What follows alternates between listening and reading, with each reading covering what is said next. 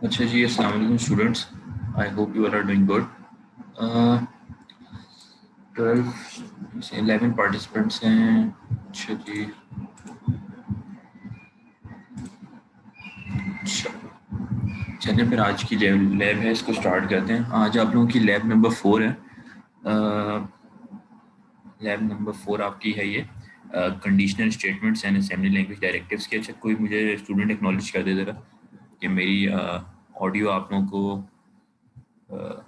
मिल रही है। जी sir, audio आ रही है, क्लियर आ ठीक रही है। है। अच्छा अच्छा, तो ये लास्ट टाइम आप लोगों ने की थी असेंबली लैंग्वेज फंडामेंटल्स पार्ट 2, ठीक है। और कुछ फंडामेंटल्स वगैरह हमने डिस्कस किए थे उसमें असेंबली लैंग्वेज के। आज हम कंडीशनल स्टेटमेंट्स की लैब कर रहे होंगे, असेंबली लैंग्वेज डायरेक्टिव्स की। और 11 पार्टिसिपेंट्स हैं। चलें जब तक इसको थोड़ा सा स्टार्ट करते हैं ताकि और भी स्टूडेंट्स आ जाएं। पिछली लैब का भी थोड़ा सा एक रिवीजन करते हैं, उसके बाद फिर हम आगे बढ़ते हैं, ठीक है। अच्छा, तो यहाँ पे हम आ जाते हैं। तो लास्ट लैब में आप लोगों को जिस तरह याद होगा, हमने आइडेंटिफायर्स बनाना सीखे थे कि आइडेंटिफायर किस काम आ रहा होता है। भाई आपका वेरिएबल क्रिएट करने के काम आ रहा होता है, ठीक है।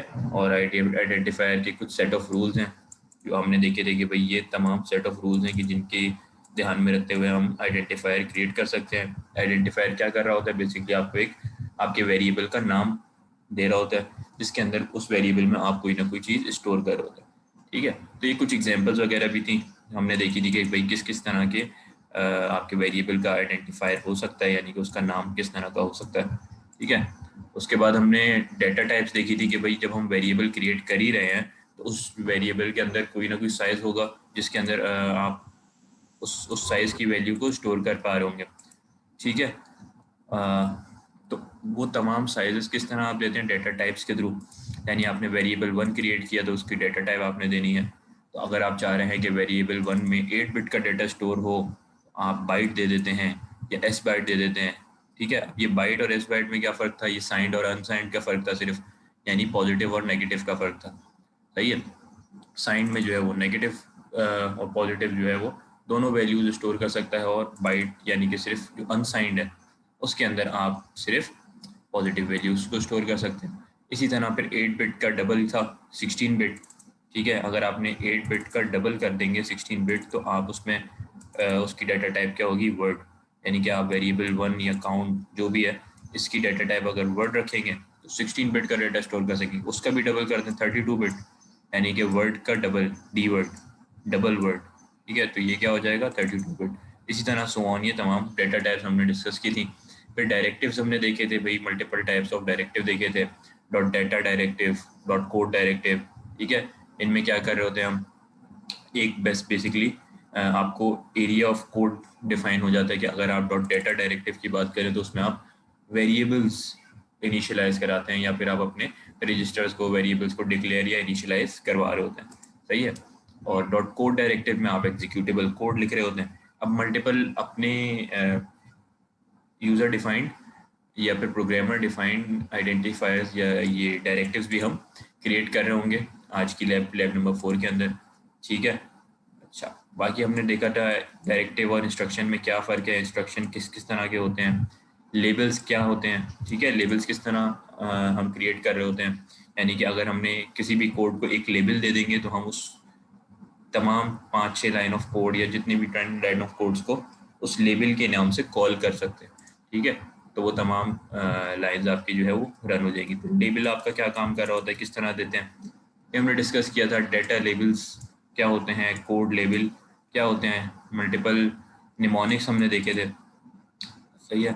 डेटा लेबल तो आपके पास बेसिकली वही लेबल होते हैं कि जो आप आइडेंटिफायर क्रिएट कर होते हैं बेसिकली, ठीक है। जैसे काउंट है तो ये एक डेटा लेबल है, सही है, यानी कि जिस डेटा को स्टोर कर पा रहा है। और कोड लेवल क्या होता है कि जो एक कोड को आपने नाम दे दिया, यानी कि ये 4-5 लाइन ऑफ कोड है, इसको हमने एक नाम दे दिया कि भाई ये चीज़ एडिशन परफॉर्म कर रहा है, तो 6 लाइन ऑफ कोड के अंदर एडिशन हो रहा है, तो आपने उसको इस तरीके से कोड लेवल देते हैं आगे कॉलन दे के। ये सारी चीज़ें हमने लास्ट लैब में डिस्कस की थी। मल्टीपल निमोनिक्स डिस्कस किए थे कि भाई मूव का निमोनिक था जो कि एक वैल्यू को दूसरी में मूव करवा रहा है, फिर ऐड था, सब्ट्रैक्ट था, मल्टीप्लाई के लिए मल था, कॉल, जंप, JMP जंप था। ठीक है, ये तमाम निमोनिक्स हमने लास्ट लैब में डिस्कस किए थे। सही है। कमेंट्स के तरीके कार देखे थे कि भाई कमेंट्स किस तरह देते हैं हम, और क्या नाम है, सिंगल लाइन कमेंट देने का क्या तरीक़ेकार है। हम ये कॉलन सेमी कॉलन से देते हैं।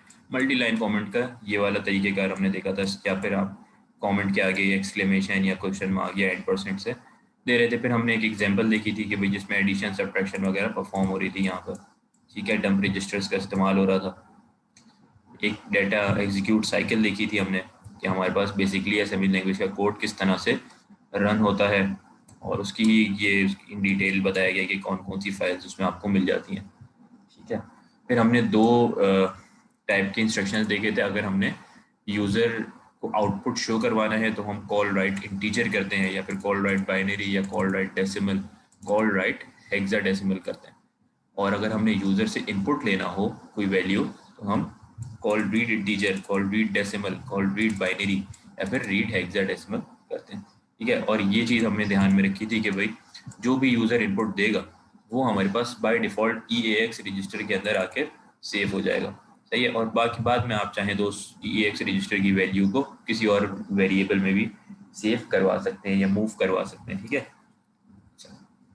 तो ये चीज़ हमने देखी थी। बाकी फिर आपके पास ये कुछ कोड था यूज़र इनपुट लेने वाला, ये डिस्कस किया था। फिर ये कुछ एग्जांपल्स थी, ये आप लोगों को एज अ टास्क मिली थी। मोस्ट ऑफ द स्टूडेंट्स ने परफॉर्म कर लिया। ठीक है, और इसमें भी ये वाली स्क्वायर वाली आप लोगों को मैंने परफॉर्म करवा दी थी, बाकी भी ईजी ही थी। तो आप लोगों ने मोस्टली स्टूडेंट्स ने कर ली है ये। आई थिंक अभी आप लोगों की ये वाली लैब चेक नहीं हुई, ये भी आज या कल के अंदर चेक हो के आपके पास मार्क्स अपलोड हो जाएंगे। ठीक है, तो अच्छा, अब आ जाते हैं हम आज की लैब के ऊपर। आज की जो लैब है वो है हमारे पास, स्टूडेंट्स भी आ गए हैं 13। अच्छा, लैब है लैब नंबर 4। ये बेसिकली है conditional statements and assembly language directives की। इसमें हम डिस्कस कर रहे होंगे कि कंडीशनल स्टेटमेंट्स क्या होती हैं। आप लोग पहले भी C# वगैरह पढ़ के आ चुके हैं, तो आप लोगों को अच्छी तरीके से पता है कि कंडीशनल स्टेटमेंट्स क्या होती हैं, जिसमें आप कोई ना कोई कंडीशन दे रहे हो एक लाइन ऑफ कोड को कि भाई ये लाइन ऑफ कोड तभी चले जब ये कंडीशन फुलफिल हो जाए, या ये कंडीशन ट्रू हो या कंडीशन फॉल्स हो तब हो। ठीक है, तो कंडीशनल स्टेटमेंट्स डिफरेंट लैंग्वेजेस में क्या होती हैं भाई, हमारे पास इफ, एल्स, वाइल, ये तमाम कंडीशनल स्टेटमेंट्स होती हैं। सही है, तो इस असेंबली लैंग्वेज में किस तरीके से हम कंडीशनल स्टेटमेंट्स दे रहे होंगे, किस तरह क्रिएट कर रहे होंगे, ये अभी हम देखते हैं। और असेंबली लैंग्वेज डायरेक्टिव्स, यानी कि हम अपने प्री डिफाइंड डायरेक्टिव्स किस तरह से बना रहे होंगे, जो एक तो हमें असेंबली डायरेक्टिव्स देती है, फिर बाद में हम अपने डायरेक्टिव्स किस तरीके से क्रिएट कर रहे होंगे, ये तमाम चीज़ें हम लैब में देख रहे होंगे। ठीक है, तो इसको स्टार्ट करते हैं। इसके अंदर भी इस लैब में हम मिक्स काम कर रहे होंगे, थोड़ा बहुत थ्योरेटिकल चीज़ें भी देख रहे होंगे और बाकी कोडिंग की एग्जांपल्स भी परफॉर्म कर रहे होंगे। ठीक है, तो लास्ट लैब में भी आप लोगों ने देखा था स्ट्रिंग्स वगैरह, आप लोगों को पता है स्ट्रिंग इंटीजर को तो आपको पता है किस तरीके से आपने यूज़र इनपुट लेना है या आउटपुट देना है। स्ट्रिंग की जब बात आती है तो स्ट्रिंग मैंने लास्ट टाइम भी आप लोगों को दिखाया था कि आप किस तरीके से स्ट्रिंग को एक वेरिएबल में स्टोर करवाते हैं और फिर आउटपुट स्क्रीन में शो करवाते हैं। ठीक है, तो उसी को थोड़ा सा इन डिटेल यहाँ पर बताया गया है कि भाई स्ट्रिंग को डिफाइन करने के क्या तरीके हैं। Defining strings, to define a string, अगर हम इसको आपके मैनुअल को देखें तो उसमें क्या लिखा है, to define a string of characters enclose them in single और डबल कोटेशन मार्क्स। ठीक है भाई, यानी कि आप उसको सिंगल कोटेशन मार्क्स के अंदर भी इनक्लोज कर सकते हैं और डबल कोटेशन मार्क के अंदर भी इनक्लोज कर सकते हैं। सही है भाई। अच्छा, the most common type of string end with a null byte, यानी यहाँ पर बताया गया है कि भाई स्ट्रिंग को जब आपने एंड करना होता है तो आपको यार लास्ट टाइम भी याद होगा हमने क्या किया था, इसको नल बाइट से एंड करते हैं। ठीक है, अच्छा, ये बेसिकली बताती है कि ये स्ट्रिंग यहाँ पर एंड हो गया। सही है, अच्छा, अब इसी के अंदर आगे जाके वो 0AH 0DH की भी कहानी आएगी कि वो बेसिकली क्या परफॉर्म कर रहे हैं। हेक्साडेसिमल कोड जो 0AH 0DH, 0 था वो क्या परफॉर्म हो रहा है। ठीक है, तो बेसिकली ये तरीका है कि आप वेरिएबल क्रिएट करते हैं, उसकी डाटा टाइप आपने दी बाइट, और उसके अंदर आइदर सिंगल कोट्स या डबल कोट्स के अंदर आप ये स्ट्रिंग अपना डिफाइन करते हैं और उसको 0 से आप बता दें कि भाई ये स्ट्रिंग यहाँ पर एंड हो गया, ठीक है। अच्छा, ये दोनों तरीके हैं। बाकी इसमें ये बताया गया है कि भाई byte values must be separated by comma, greeting would have to be defined as. अच्छा, यहाँ पर ये बताया गया है कि आप करेक्ट, अगर ये सिंगल सिंगल कॉमास के थ्रू आप इस स्ट्रिंग को डिफाइन कर रहे होंगे तो ये एज अ करेक्टर आपके पास सेव हो जाएंगे, और उसको भी आप रीड करेक्टर या राइट करेक्टर्स के थ्रू मैनिपुलेट कर सकते हैं, ठीक है। अच्छा, अब यहाँ पर आती है बात जो एक इंटरेस्टिंग टॉपिक है, वो ये है कि भाई स्ट्रिंग को आप क्या कर सकते हैं, मल्टीपल लाइंस के, मल्टीपल लाइन ऑफ स्ट्रिंग को भी क्रिएट कर सकते हैं। यानी इसमें एक चीज़ ये बताई गई है कि अगर आप multiple line of string create करते हैं तो उसमें आपको अलग अलग लाइन के अंदर, यानी कि लाइन ब्रेक्स हो रही है उसमें बीच में, तो उसके लिए अलग अलग वेरिएबल्स क्रिएट करने की ज़रूरत नहीं है। एक ही वेरिएबल के अंदर आप multiple line of string create कर सकते हैं। अभी तक हम सिंगल लाइन क्रिएट कर रहे थे। और ये भी बताया गया है कि अगर आप लाइन ब्रेक भी कर देते हैं, यहाँ पर अगर हम देखें तो आपके पास जब तक आप हेक्साडेसिमल कोड के थ्रू लाइन ब्रेक नहीं करेंगे, आपकी लाइन ब्रेक नहीं होगी, यानी कि स्ट्रिंग नेक्स्ट लाइन पर नहीं आएगा। इसको अभी हम देखते हैं डिटेल के क्या काम हो रहा है। यहाँ पर डिफाइन भी है कि a string can be divided between multiple lines without having to supply a label for each, ठीक है। भाई एक स्ट्रिंग डिवाइड हो सकता है मल्टीपल लाइंस के अंदर बगैर हर लाइन को अलग अलग वेरिएबल या फिर अलग अलग लेबल दिए बगैर, यानी कि इस एक ग्रीटिंग वन के अंदर ये तमाम आ जाएगा, welcome to computer organization lab, if you have any query contact admission department, ये तमाम इस ग्रीटिंग वन में आ जाएगा। किस तरह, इसको हम देख लेते हैं। यहाँ पर अगर आप देखें तो क्या किया गया है कि एक वेरिएबल लिया है ग्रीटिंग वन, उसकी टाइप है बाइट। अब यहाँ पर एक स्ट्रिंग स्टार्ट हो रहा है welcome to computer organization lab, यहाँ पर double quotation end. Second line में लिखा है इन्होंने कोडिंग की सेकेंड लाइन में बाइट, यानी कि अब आपको ग्रीटिंग वन हर लाइन में देने की ज़रूरत नहीं है, आप सिर्फ बाइट उसकी डाटा टाइप लिख देंगे तो वो अंडरस्टैंड कर लेगा कि ये इस पिछले ग्रीटिंग वन का ही पार्ट है, ठीक है। और आगे लिखा हुआ है सिर्फ लैब, और फिर लिखा है 0DH, 0H। अब ये 0DH 0AH क्या है? 0DH 0AH बेसिकली हमने लास्ट लैब में भी डिस्कस किया था कि आपसे अगर कोई भी पूछे कि भाई हम जो CRLF कॉल CRLF करते हैं, यानी कि कॉल CRLF क्या है? Carriage return line feed. तो उसमें और 0AH 0DH 0, इसमें क्या फ़र्क है? तो इन दोनों में कोई फ़र्क नहीं है। आप बता सकते हैं कि दीज बोथ आर सेम, दोनों एक हेक्साडेसिमल इंस्ट्रक्शन है और एक आपके पास स्ट्रिंग में इंस्ट्रक्शन है कि आप उसको इस तरह परफॉर्म कर सकते हैं। तो जब भी आप स्ट्रिंग यूज़ करेंगे तो आप 0AH 0DH का इस्तेमाल करेंगे, और कॉल CRLF हम तब इस्तेमाल करते हैं जब हमने वैसे ही कोड के अंदर कहीं लाइन ब्रेक करनी हो, ठीक है। कोई टीचर के बाद भी लाइन ब्रेक कर सकते हैं हम वैसे भी, तो हम कॉल CRLF करते हैं। जब भी स्ट्रिंग का इस्तेमाल करेंगे तो हम 0AH 0DH करेंगे। अब यहाँ पर अगर देखें, थोड़ा सा आप ऑब्जर्व करें तो क्या किया गया है कि लैब के बाद यहाँ लिखा है लैब, और इस लैब के बाद लिखा है 0DH 0AH, 0 नहीं है। तो 0DH क्या है? Carriage return. 0AH क्या है? लाइन फीड, ठीक है, कैरेज रिटर्न लाइन फीड। और आखिर में जीरो क्यों नहीं है? क्योंकि ये बता रहा है कि भाई यहाँ पर लाइन तो ब्रेक हुई है, लेकिन इसके अंदर ये जो ग्रीटिंग वन है इसमें अभी और भी कैरेक्टर्स आएंगे या और भी लाइंस आएंगी। अगर हम जीरो कर देते तो फिर ये बता देता कि भाई ये ग्रीटिंग्स वन का काम खत्म, इसमें और कोई स्ट्रिंग या कैरेक्टर नहीं आएगा, आप इसमें कोई जंक वैल्यू ना इंसर्ट करें, सही है। तो 0DH 0AH सिर्फ लाइन ब्रेक करता है, और उसके आखिर में अगर आप जीरो भी लगा दें तो फिर वो ये बता देता है कि भाई लाइन तो ब्रेक हुई है, यहाँ पर ये स्ट्रिंग भी एंड हो गया, ठीक है। तो जब हमने लाइन सिर्फ ब्रेक करनी हो तो हम क्या लगाएंगे? 0DH 0H, और जब हम लगाएंगे 0DH 0AH 0, तो इससे क्या पता लगेगा कि भाई लाइन भी ब्रेक कर दो और साथ में स्ट्रिंग को भी एंड कर दो। और अगर हम चाह रहे हैं कि हम एक काम करें कि भाई हम लाइन को ब्रेक किए बगैर सिर्फ स्ट्रिंग को एंड कर दें, तो आप सिर्फ जीरो का इस्तेमाल कर सकते हैं, जैसे यहाँ पर किया गया। यहाँ पर क्या होगा? लाइन ब्रेक, यानी कि नेक्स्ट लाइन पे आपका कर्सर नहीं आएगा, सिर्फ आपका ये ग्रीटिंग वन का स्ट्रिंग कंप्लीट हो जाएगा, ठीक है। तो ये इन तमाम के अंदर फ़र्क है छोटे छोटे से, तो ये चीज़ को आपने याद रखना है। अब अगर हम इसको लें और इसको रन करके देखें तो बेसिकली क्या होगा हमारे पास, अगर अभी आपको ये चीज़ मैंने समझाई है, ये समझ आई हो, तो आप मुझे कोई बता सकता है कि ये एक स्ट्रिंग लिखा हुआ है, ये लिखा हुआ है, ये लिखा हुआ है, और ये, तो इसमें से कौन कौन से स्ट्रिंग्स एक ही लाइन के अंदर आ रहे होंगे, कौन सी ब्रेक हो रहे होंगे, किस तरीके से हमारे पास आ रहा होगा आउटपुट। सर ये ग्रीटिंग वन और जो बाइट है ये एक लाइन में आएगा, और if you have any Curie और एडमिशन डिपार्ट ये एक लाइन में आएगा सर। बिल्कुल सही, ऐसे ही होगा। इसको भी हम प्रैक्टिकली देख लेते हैं, बिल्कुल ऐसे ही होगा, सही बताया आपने। उसकी वजह क्या है, उसकी वजह ये है कि हम पहले प्रोजेक्ट क्रिएट कर लें। ओपन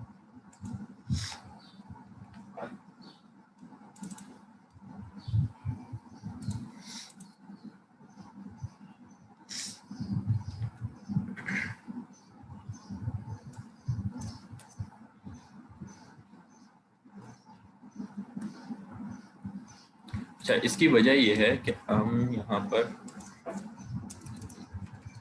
थोड़ा सा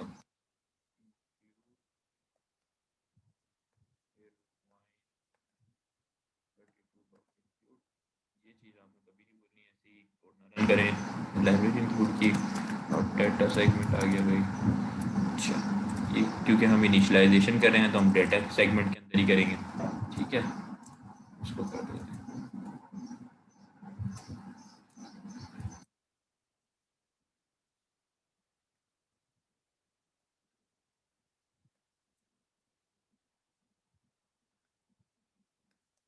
मेन एंड प्रोसीजर और एंड मेन, ठीक है, ये आ गई चीज़ हमारे पास।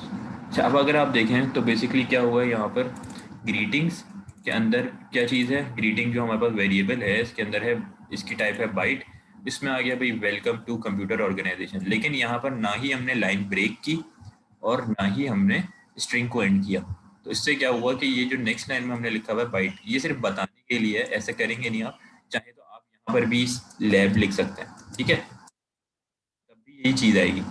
लेकिन अगर आप लाइन ब्रेक नहीं करते, ठीक है, और आप यहाँ बाइट देके और यहाँ पर इसको लिख देते हैं, तब भी इसके साथ ही कॉन्केटिनेट होकर ये लैब भी आ जाएगा, welcome to computer organization lab. लेकिन यहाँ पर फिर आपने लाइन ब्रेक कर दी, आपने कहा 0DH,0H, तो इससे लाइन ब्रेक हो गई। फिर आपने कहा बाइट, आपको हर दफ़ा ग्रीटिंग वन बताने की ज़रूरत नहीं है कि ये ग्रीटिंग वन है, आपने एक ही दफ़ा लिख दिया और वो अंडरस्टैंड कर लेगा, ठीक है। फिर आपने कहा if you have any Curie contact, और यहाँ भी आपने लाइन ब्रेक नहीं की, और एडमिशन डिपार्टमेंट, तो ये और ये एक ही साथ लिखा आ जाएगा, ठीक है। और फिर आपने कहा अब लाइन भी ब्रेक हो और ये स्ट्रिंग भी एंड हो जाए, आपने कहा 0DH,0H,0। अब ये तमाम स्ट्रिंग कहाँ पर स्टोर्ड है, ग्रीटिंग वन में। जब भी आपको पता है कि हमें स्ट्रिंग को आउटपुट स्क्रीन पर लाना है तो हम क्या करते हैं भाई, move x comma offset one, ठीक है, और फिर हम क्या कहते हैं, कॉल राइट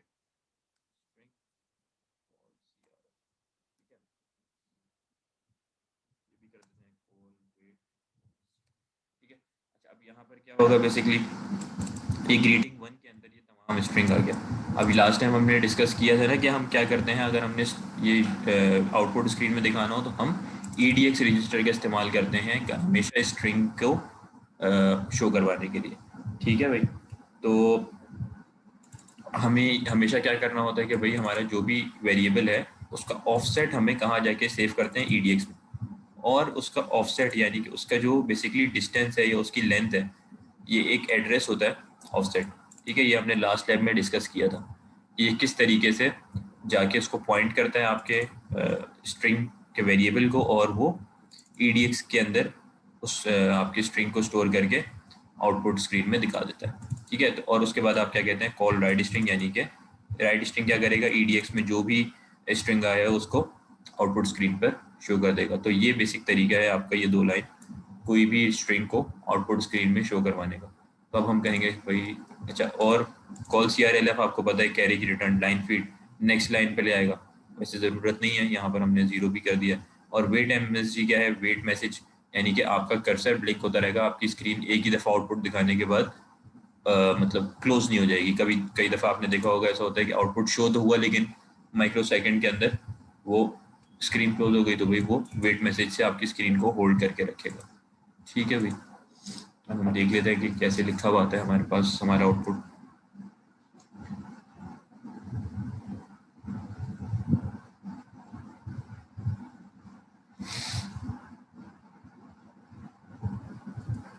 ये देखिए, welcome to computer organization lab.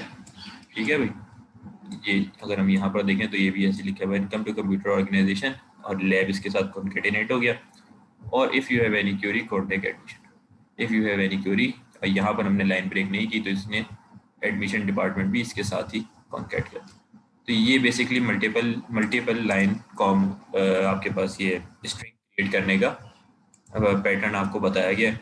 ठीक है, आ जाते हैं आपकी इस पे। अब यहाँ पर थोड़ी सी थ्योरी भी देखें, इसमें तो क्या लिखा है, the hexadecimal code 0DH and 0AH are alternatively called CRLF, carriage return line feed, यही अभी हमने डिस्कस किया, और एंड ऑफ लाइन कैरेक्टर। ठीक है भाई, when written to standard output they move the cursor to the left column of the line following the current line।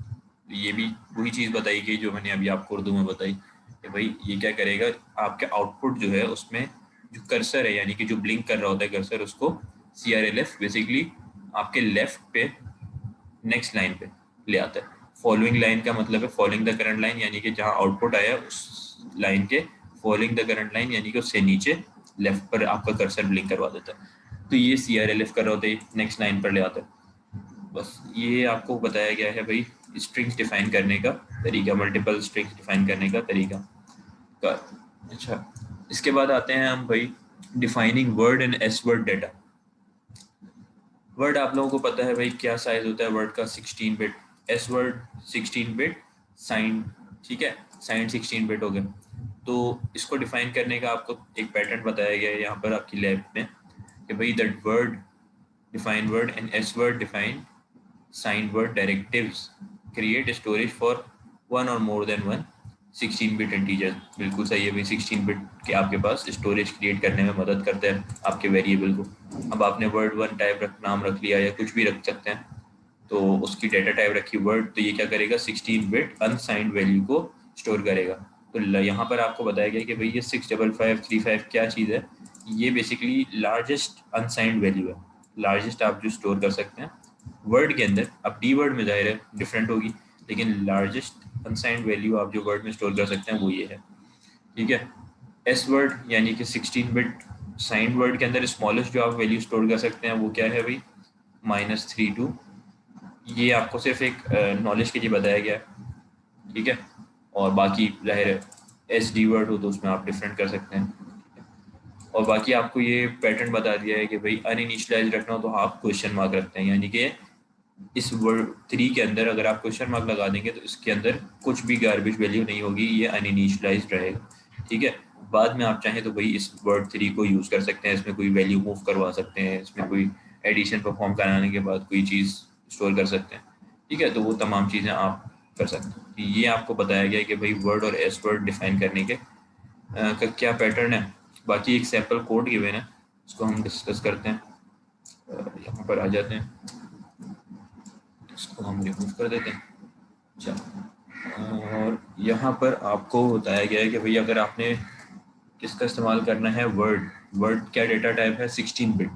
ठीक है, तो आपने कहा वैल्यू, वैल्यू नाम से आपने एक वेरिएबल क्रिएट कर दिया, उसकी डेटा टाइप रख दी वर्ड, और इसमें आपने एक वैल्यू स्टोर करवा दी 75। ठीक है, अच्छा, अब आपने क्या करना है, मैं आप लोगों को पहले यहाँ पर कोड लिख देता हूँ, और कोड लिखने के बाद आप लोगों को इसको एक्सप्लेन करता हूँ कि यहाँ पर क्या चीज़ परफॉर्म हुई है। कहा भाई move A X comma value call write integer और भाई कॉल CRLF।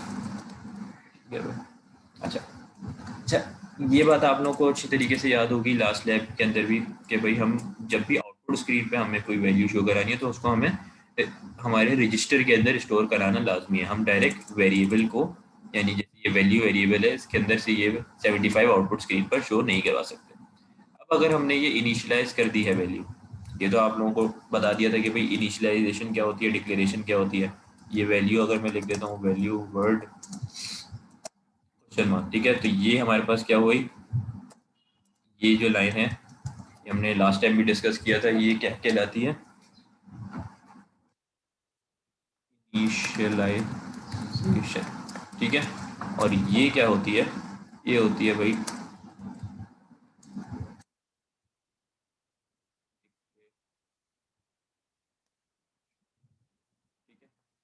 डिक्लेरेशन कहते हैं, इसको इनिशियलाइजेशन, यानी कि आपने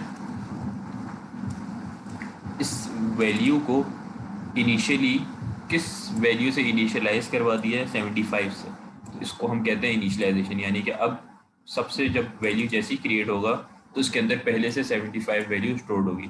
लेकिन डिक्लेरेशन का क्या मतलब होता है कि भाई आपने इस वेरिएबल को डिक्लेयर कर दिया है आपके प्रोग्राम में आगे कहीं यूज़ करने के लिए, लेकिन उसमें आपने कोई वैल्यू इनिशियलाइज नहीं करवाई, सिर्फ उसको डिक्लेयर किया आपने कि भाई ये है, लेकिन इसमें क्या है ये हमें अभी नहीं पता। ठीक है, इसमें अभी कुछ भी नहीं। तो ये इनिशियलाइजेशन का तरीका है, ये डिक्लेरेशन का तरीका है। ठीक है, तो आप लोगों को अच्छी तरीके से पता है। अच्छा, इसके बाद हम आ जाते हैं, इसको भी रिमूव करते हैं। अब ये बात आप लोगों को हमने स्टार्ट कर दी कि भाई ये 75 जो वैल्यू है ये हमने किसमें, वैल्यू नाम के एक वेरिएबल में स्टोर करवा दी। अब हमें इसको आउटपुट स्क्रीन पे शो करवाना है, तो हमने यहाँ पर ये क्या किया है कि भाई मूव EAX, 0। बेसिकली जब आपके पास हमने ये एक लैब नंबर आई थिंक 2 के अंदर ये डिस्कस किया था, हमारे पास रजिस्टर्स थे। अच्छा, कहीं आप लोगों को ऑडियो वगैरह में प्रॉब्लम हो रहा हो तो मुझे उसी वक्त बता दीजिए। ठीक है, तो ये हमारे पास रजिस्टर था, डाटा रजिस्टर्स, जिसपे EAX रजिस्टर है। तो ये पहली रो जो इसकी है ये 32 बिट है। ठीक है, इसी को अगर हम हाफ करें तो हमारे पास AX इसमें से निकलता है। AX यानी कि एक्यूमुलेटर 16 बिट, और उसको हाफ करें तो हमारे पास AH और AL निकलता है। तो अब जब हमारे पास EAX रजिस्टर है, अगर आप वैसे ही डंप रजिस्टर करें, यहाँ पर सब कुछ रिमूव करके क्या देता हूँ रिमूव, ठीक है, मैं कह देता हूँ भाई कॉल डंप।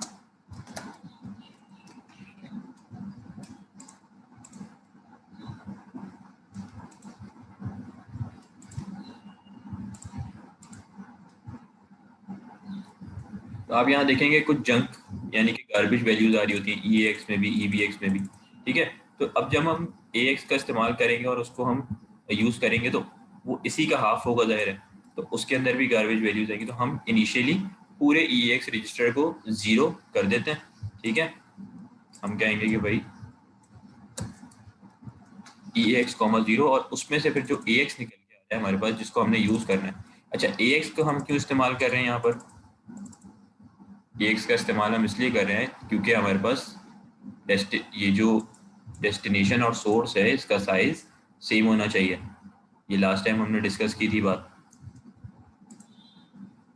हाँ, बिल्कुल सही कह रहे हैं समीर कि भाई डेस्टिनेशन और सोर्स का साइज हमेशा सेम होना चाहिए।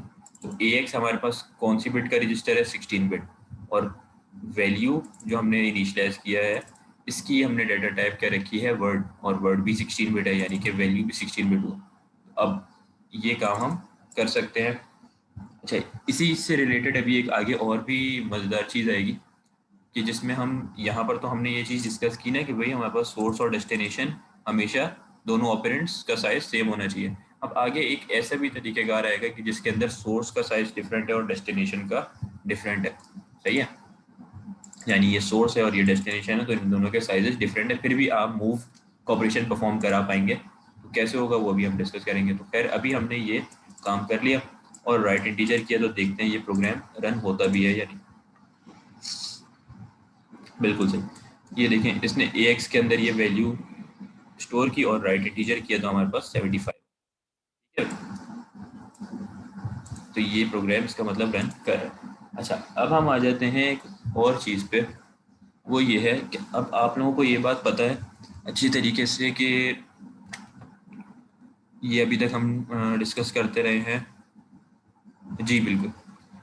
अच्छा, कि हम अगर हम इसको यहाँ से रिमूव करें तो आप ये देख सकते हैं कि हमारे पास ये वैल्यू है, ठीक है, और ये है AX, तो दोनों का साइज सेम है। अगर तो हमारे पास ये हम इस तरह कर दें कि EAX, वैल्यू, तो क्या ये हमारे पास प्रोग्राम रन कर पाएगा, ये बता सकता है? नहीं होगा। साइज डिफरेंट हो गया ना। हाँ, साइज डिफरेंट हो गया। अच्छा, अगर हम मूव का इंस्ट्रक्शन इस्तेमाल करें तब तो ये काम नहीं होगा, लेकिन हमारे पास एक और इंस्ट्रक्शन है उसकी बेसिस पे ये काम। अच्छा, अगर हम असेंबली से निकल के सोचें, असेंबली लैंग्वेज की जो रिस्ट्रिक्शन है उससे निकल के सोचें, तब हमारे पास ये काम वैसे हो सकता है। ठीक है, लॉजिकली ये परफॉर्म हो सकता है। अगर हमने जो अभी तक चीज़ें असेंबली की पढ़ी हैं कि भाई साइज सेम होना चाहिए, तो क्यों होना चाहिए, उसकी वजह क्या है? अगर आप, ये बेसिकली क्या है, वैल्यू स्टोर करने के लिए कंटेनर है। अगर आप कंटेनर या एक बॉक्स के एग्जांपल लें, ठीक है, तो उसके अंदर मेमोरी ऑप्टिमाइजेशन तो है। बेसिकली जब हम मूव का इंस्ट्रक्शन परफॉर्म कर रहे हैं तो हम क्या कर रहे हैं भाई, एक डब्बे में से वैल्यू निकाल रहे हैं और दूसरे डब्बे में स्टोर कर रहे हैं, ठीक है। अब एक डब्बे का वेट ही सब, या फिर उसके अंदर उसकी कैपेसिटी ही 1 kg स्टोर करना है, तो हमें दूसरा डब्बा भी 1 kg वाला ही चाहिए होगा, सही है, ताकि हम उसके अंदर स्टोर कर सकें। वो छोटा तो नहीं चलेगा, सही है। ऐसा तो नहीं होगा कि आप 1 kg का सामान निकालें और आधा kg वाले डब्बे में वो सामान स्टोर कर दें, तो वो ओवरफ्लो हो जाएगा, ऐसा ही है। लेकिन ये तो पॉसिबल है कि आपके पास 1 kg वाला सामान 2 kg के डब्बे में स्टोर हो जाए, यानी कि बड़े कंटेनर के अंदर या बड़े रजिस्टर के अंदर स्टोर हो जाए। ये तो पॉसिबल है ना लॉजिकली, है ना। तो यही कॉन्सेप्ट आपका असेंबली लैंग्वेज के अंदर भी आता है कि आपके पास ऐसा नहीं हो सकता कि आप, ये जाहिर है हमेशा क्या करते हैं, मूव का इंस्ट्रक्शन जब परफॉर्म करेंगे तो ये डेस्टिनेशन उठकर सोर्स, हाँ सोर्स उठकर डेस्टिनेशन में आकर सेव होता है।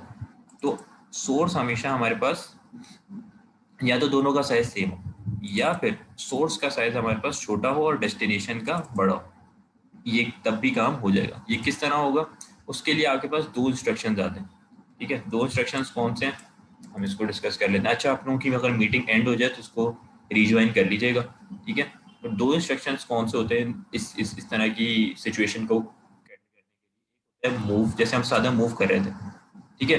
अब दो हमारे पास है, एक है मूव एस एक्स, ठीक है, और एक आता है मूव जेड। ये मूव एस एक्स और मूव जेड एक्स क्या है बेसिकली, मूव एस एक्स आपके पास क्या होता है, मूव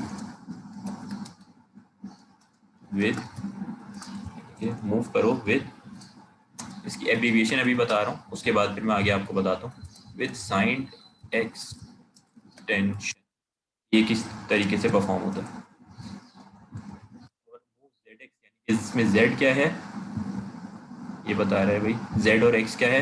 इसमें एस एक्स क्या था, साइंड एस के लिए और एक्सटेंशन के लिए एक्स, ठीक है। और यहाँ पर जेड एक्स क्या बता रहा है भाई, मूव विद जीरो एक्सटेंशन।